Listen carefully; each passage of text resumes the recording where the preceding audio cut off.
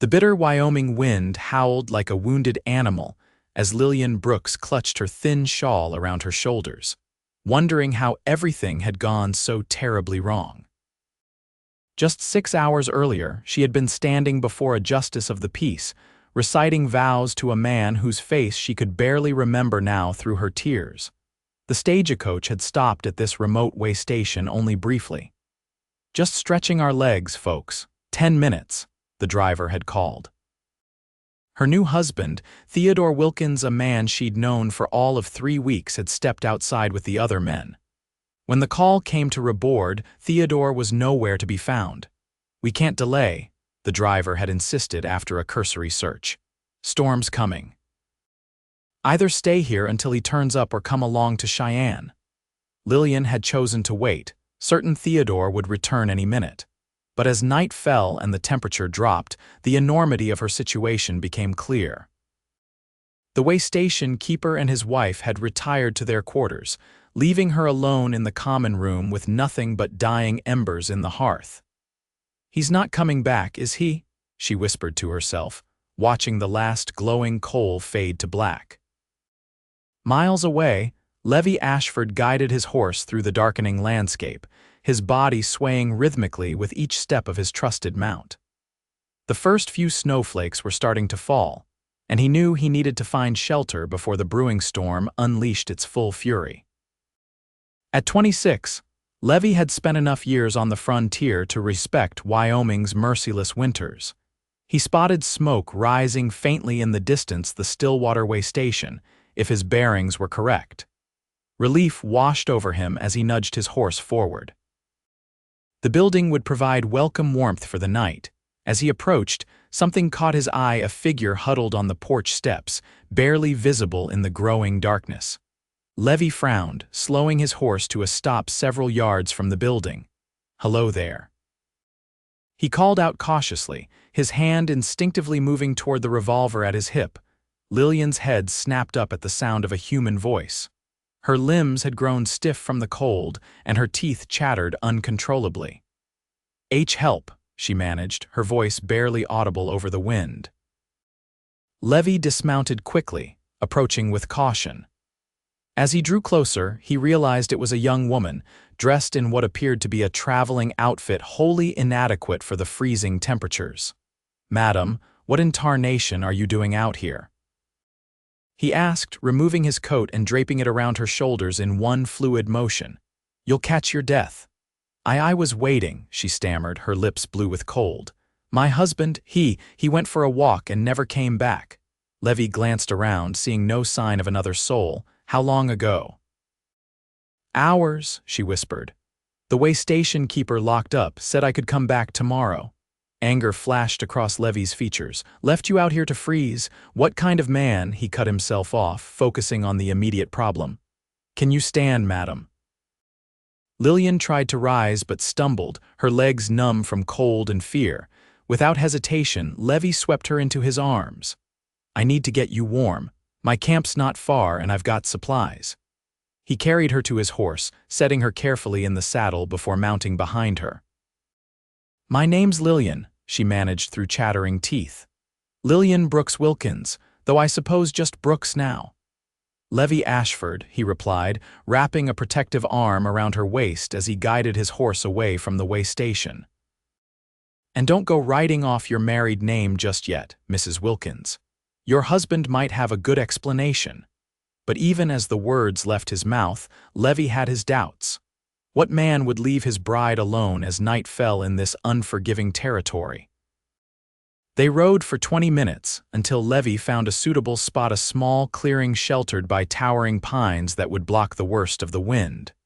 Working quickly, he helped Lillian down and set about making camp with practiced efficiency. "Can you walk a bit?" "Keep your blood flowing while I set up?" he asked, concerned by her pallor. Lillian nodded, taking a few tentative steps. "I'm sorry to be such a burden, Mr. Ashford." "No burden, madam, and it's Levi, please." He worked as he spoke, gathering wood and clearing a space for a fire. "Been riding these trails for years. Helping folks in need is part of the territory." Within minutes, Levi had a small fire crackling to life. He guided Lillian closer to the flames, then retrieved a blanket from his saddlebag, wrapping it around her shoulders atop his coat. "You're very kind," Lillian said softly, extending her hands toward the welcome warmth. "Most men would have ridden past." "Most men aren't worth their salt, then," Levi replied simply, setting a small pot of coffee to boil at the fire's edge. "Now, if you don't mind my asking, what brings a lady like yourself to this stretch of nowhere?" Lillian's eyes filled with tears that gleamed in the firelight. "I was headed to Cheyenne with my new husband. We were married this morning in Fort Laramie." She wiped at her cheeks. "I met Theodore 3 weeks ago. He said he had business prospects in Cheyenne, needed a wife to help establish himself socially." Levi's expression remained neutral, though his jaw tightened slightly. "Quick courtship." "My father died last year," she continued, "left me with nothing but debts." "Theodore seemed respectable, offered security," she laughed bitterly. "Some security." Levi poured coffee into a tin cup and offered it to her. "Careful, it's hot, but it'll warm you from the inside." Their fingers brushed as she accepted the cup, and something electric passed between them, a momentary connection neither was prepared for. Lillian quickly looked away, focusing on the steaming liquid. "Thank you," she murmured. Levi cleared his throat. "Got some jerky and hardtack if you're hungry." "I couldn't impose." "You're not imposing, you're surviving," Levi interrupted gently. "Out here we share what we have. It's how folks make it through."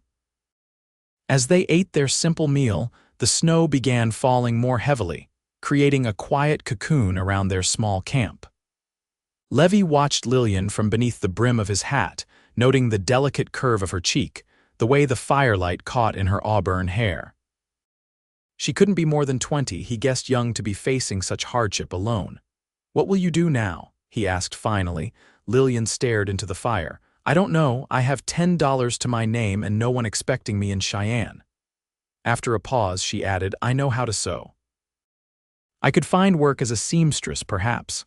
"Cheyenne's a rough town for a woman alone," Levi said carefully, "especially one as—" He hesitated.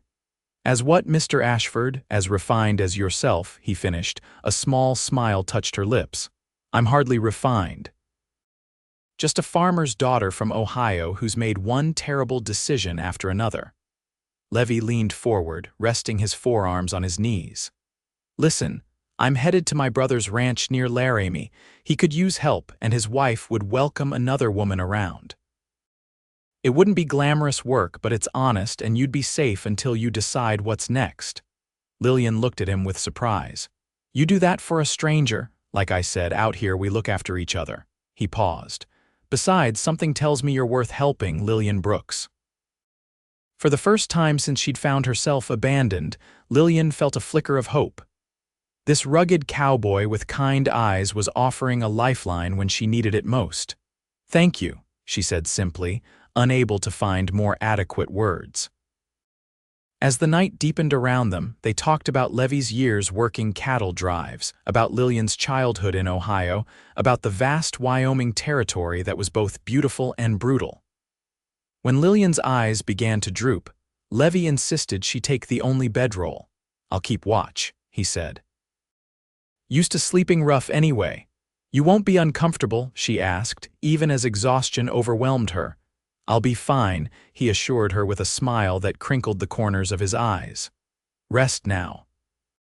Lillian fell asleep watching Levi tend the fire, his broad shoulders silhouetted against the flames, and for the first time that day, she felt safe. Morning arrived with blinding brilliance, sunlight reflecting off pristine snow that blanketed the landscape. Lillian woke disoriented, momentarily forgetting where she was until she spotted Levi crouched by a freshly built fire, cooking something that smelled divine. "Good morning," he said, noticing her stirring. "Hope you're hungry." She sat up, running a hand through her tangled hair. "I shouldn't have slept so long, you must be exhausted." "Caught some sleep," he replied, though the shadows beneath his eyes suggested otherwise. "Made breakfast just beans and bacon, but it's hot." As they ate, Lillian studied Levi more carefully in the daylight. His face was weathered from years outdoors, with laugh lines around his eyes and mouth. His hair was dark brown, longer than was fashionable, and his beard was neatly trimmed. He wasn't handsome in the conventional way Theodore had been, but there was something compelling about his face character etched into every line. "How far is your brother's ranch?" she asked. "2 days' ride in good weather," Levi answered, glancing at the sky. "Might take longer with the snow, but it's cleared for now. We should make good progress today." They packed up camp efficiently, Lillian helping where she could. When it came time to mount, Levi hesitated. "It'll be more comfortable if we each take turns walking," he explained. "Horse can't carry double all day without tiring," Lillian nodded. "I'm used to walking, I'll start on foot." Levi looked like he wanted to argue but respected her decision. "We'll switch every hour, and you tell me if you get too cold or tired, you hear?" "I will," she promised, though they both knew she was too proud to complain. They set off through the glittering landscape, Levi leading his horse with Lillian walking beside him.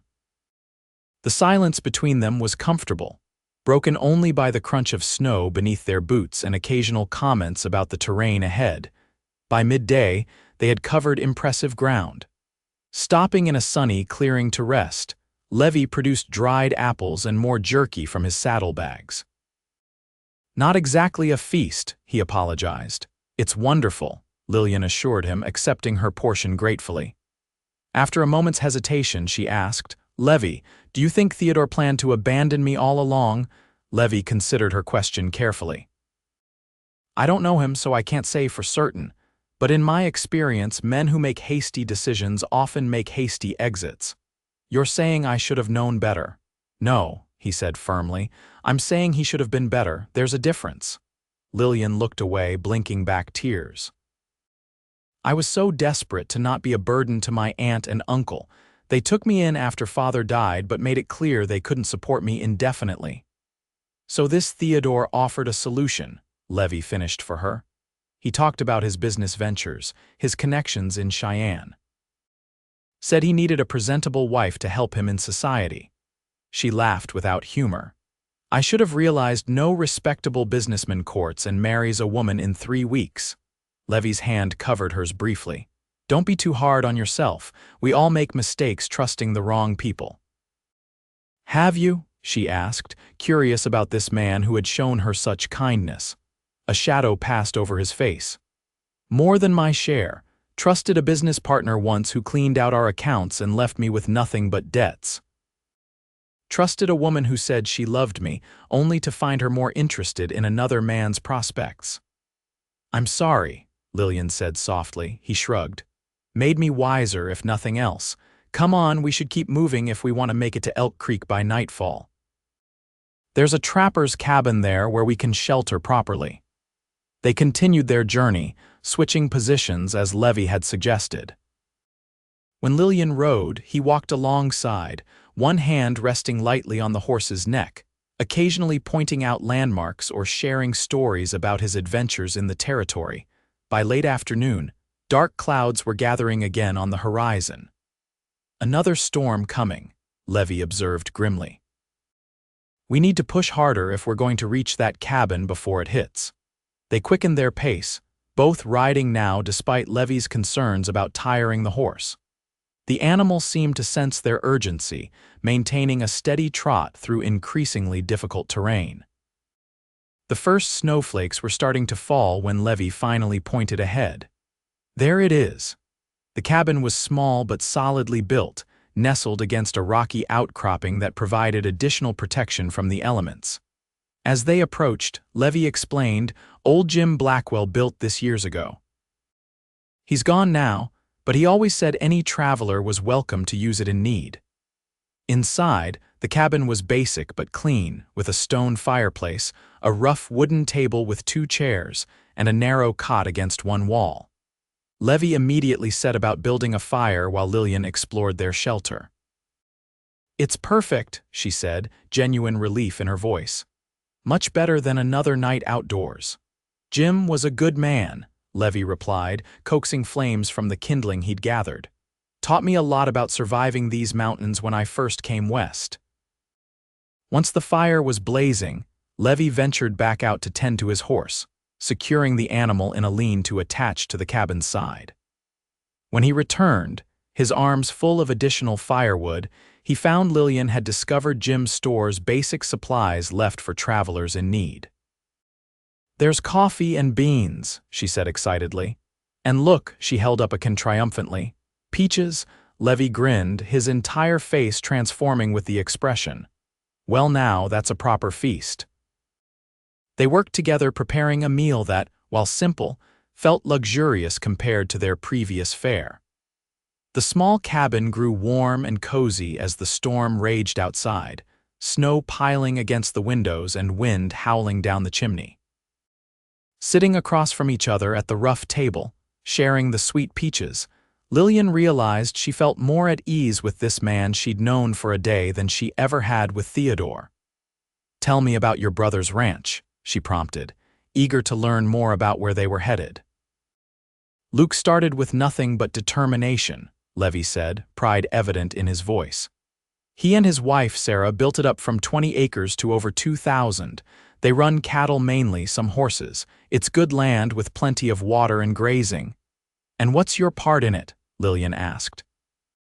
Levi looked down at his hands. "I help when needed.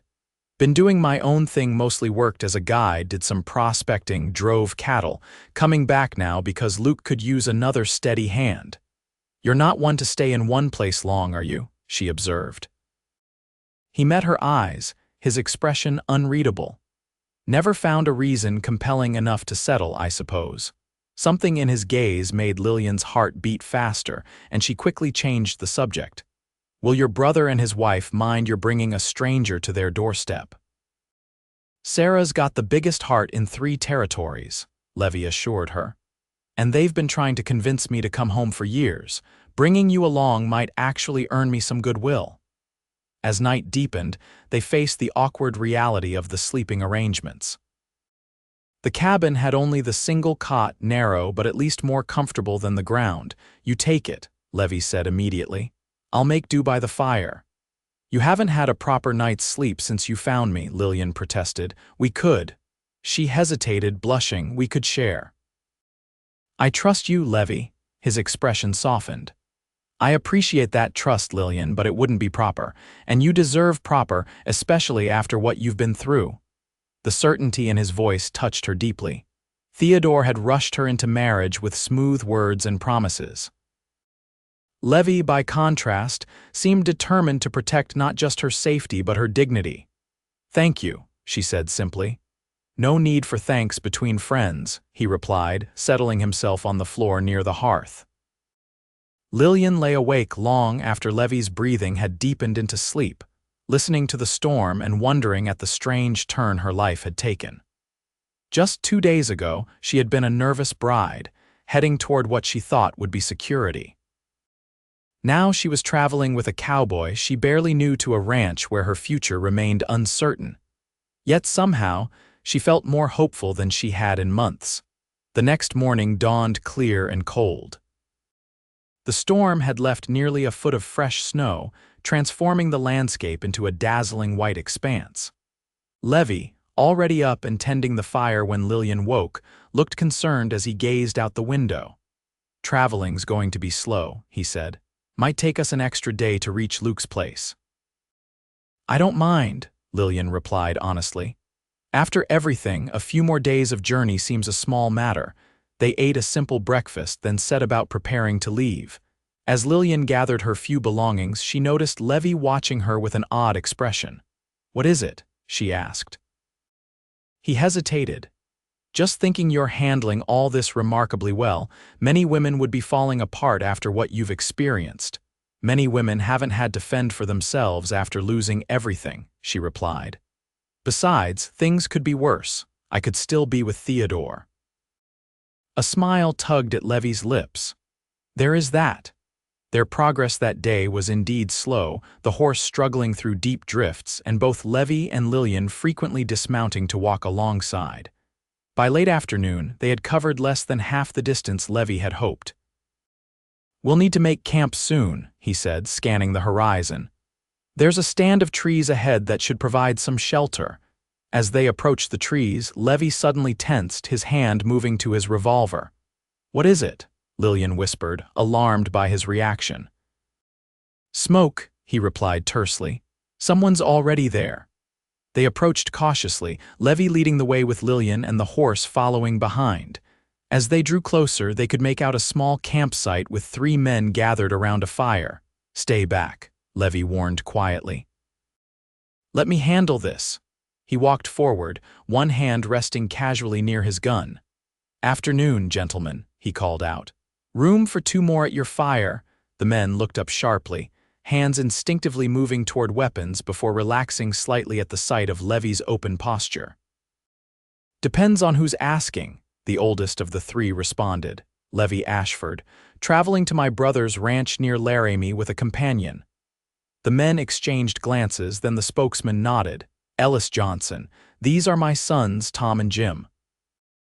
You and your companion are welcome to share our camp for the night." Levi gestured for Lillian to join him, and she approached cautiously, aware of the men's curious gazes. "This is Mrs. Lillian Wilkins," Levi introduced her, using her married name without hesitation.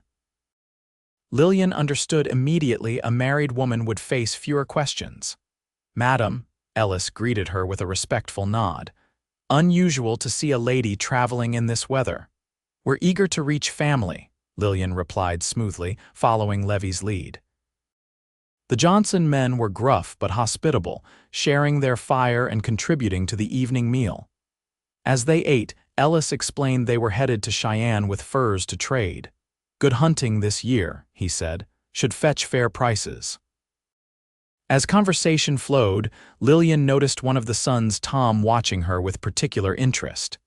He was perhaps 30, with a weathered face and calculating eyes that made her uncomfortable.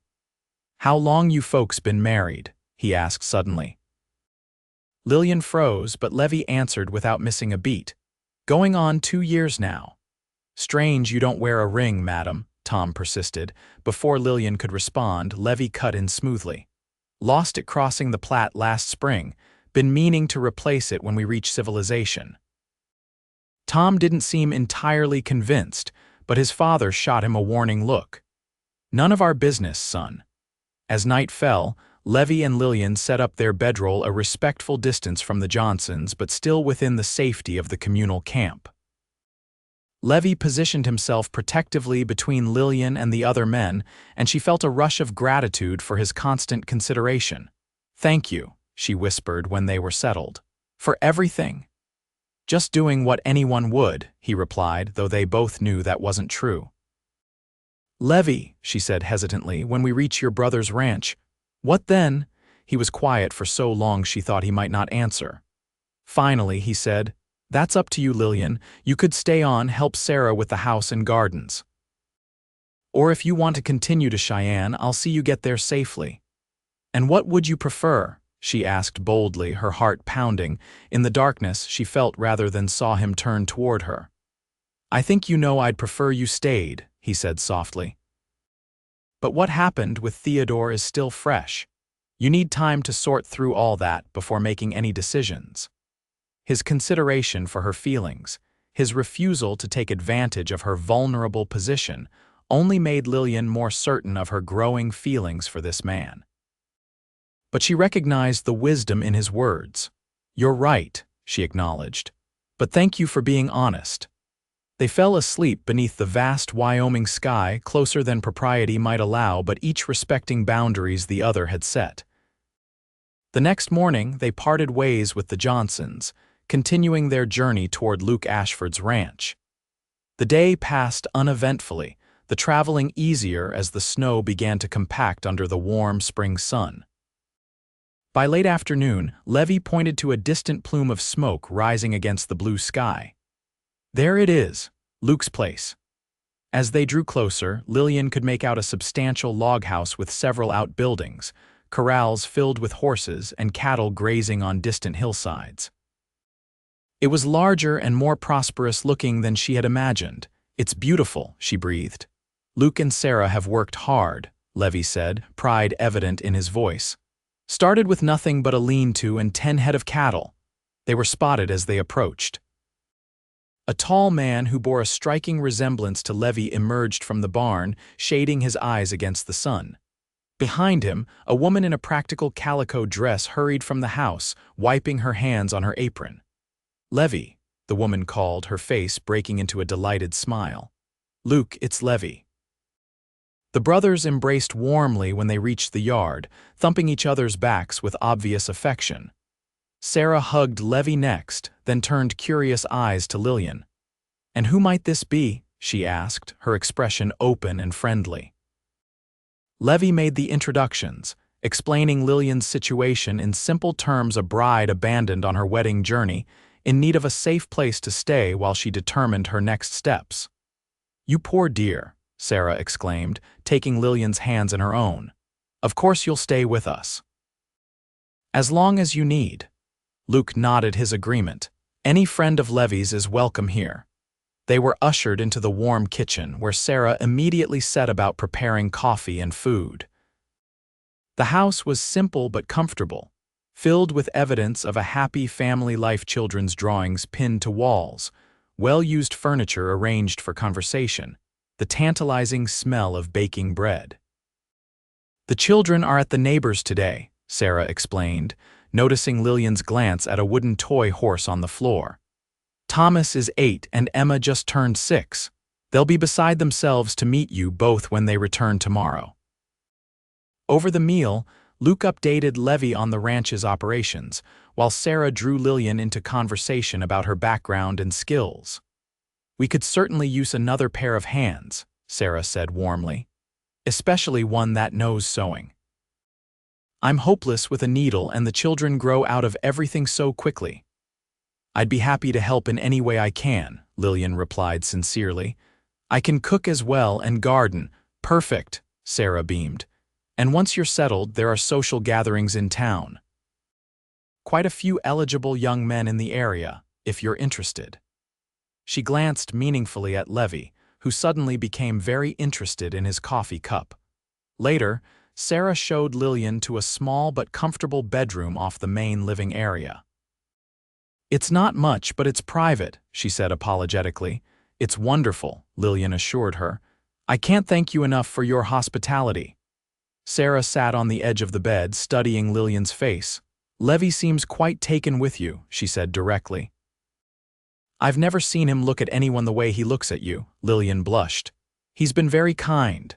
"Levi is kind to everyone," Sarah agreed, "but this is different." She patted Lillian's hand. "Just something to think about. Rest now, we can talk more tomorrow." Left alone, Lillian sat on the bed, overwhelmed by the events of the past days.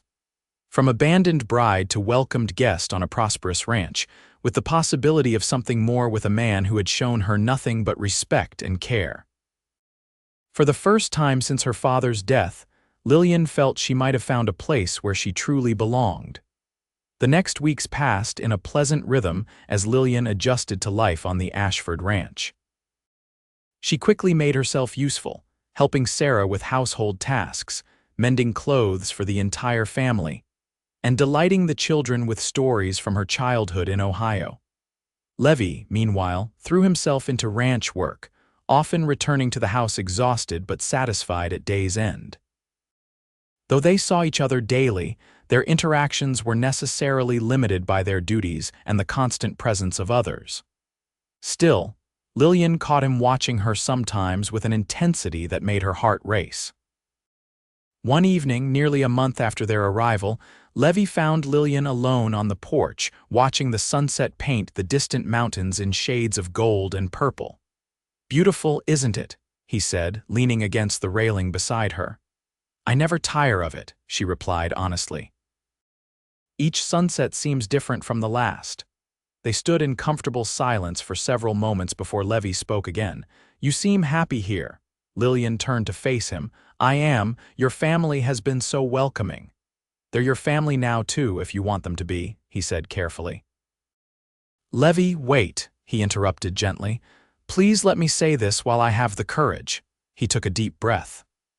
"I know we've only known each other a short time, and you've been through an ordeal that would make anyone wary.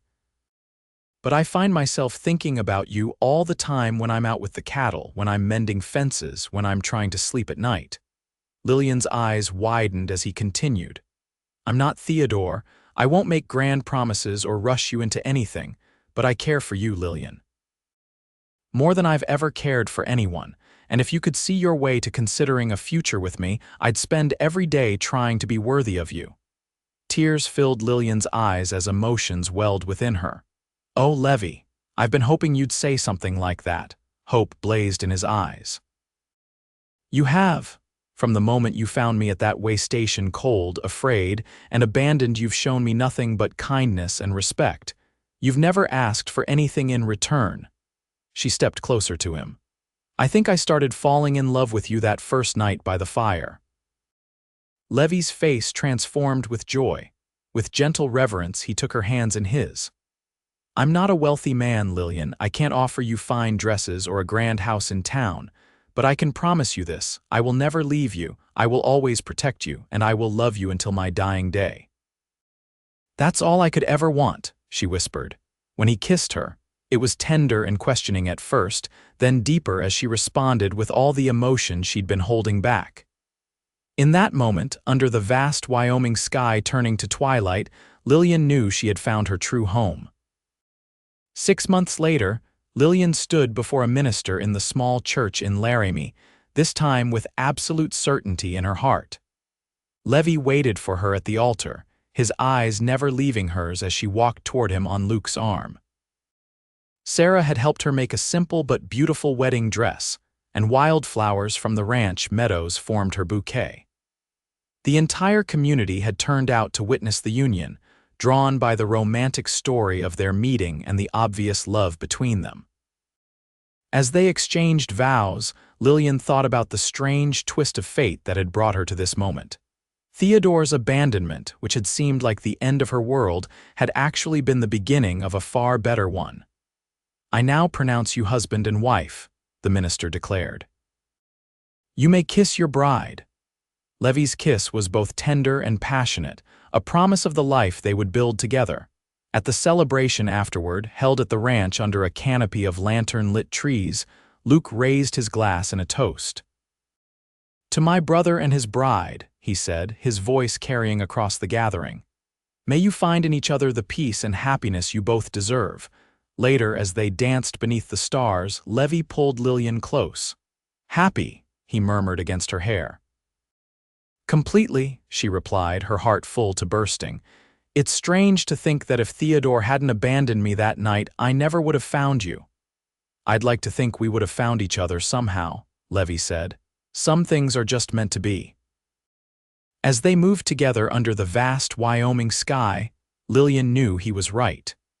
From the moment Levi had lit that fire in the darkness and brought her in from the cold, their souls had recognized each other. What had begun as rescue had transformed into the greatest love.